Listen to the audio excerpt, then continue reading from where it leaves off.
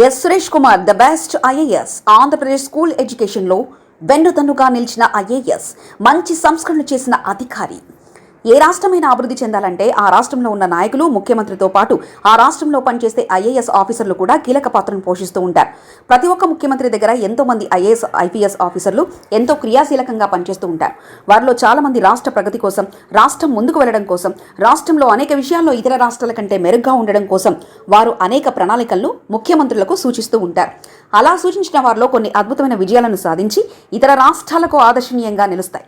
ఒక రాష్ట్రంలో మంచి సక్సెస్ అయిన పథకాలు ఇతర రాష్ట్రాలు అమలు చేసిన సందర్భాలు ఎన్నో ఉన్నాయి. ఆంధ్ర రాష్ట్రంలో కూడా కొంతమంది జగన్మోహన్ రెడ్డి హయాంలో మంచి గుర్తింపును పొందిన ఐఏఎస్ ఆఫీసర్లు కూడా ఉన్నారు. వారిలో ఎస్ సురేష్ కుమార్ ఒకరు. ఈయన Andhra Pradesh commissioner of school education ఆఫీసర్గా పనిచేశారు.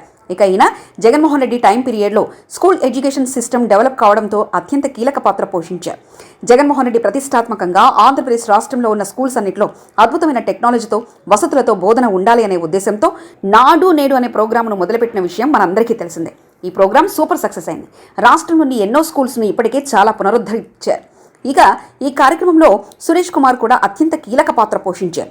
ఇప్పటికే ఈ పథకం సూపర్ సక్సెస్ కావడంతో ఒకవేళ రాబోయే ఎన్నికల రిజల్ట్లో జగన్మోహన్ రెడ్డి గవర్నమెంట్ మరోసారి కనుక వచ్చినట్లయితే నాడు నేడు ప్రోగ్రాం మరింత విస్తృతంగా జరిగే అవకాశాలున్నాయి. దాని ద్వారా మిగిలి ఉన్న కొన్ని స్కూల్స్ను కూడా మరింత పునరుద్ధరించే అవకాశాలున్నాయి. ఇలా నాడు నేడు ప్రోగ్రాం సూపర్ సక్సెస్ కావడంతో సురేష్ కుమార్ కూడా అత్యంత కీలక పాత్రను పోషించారు.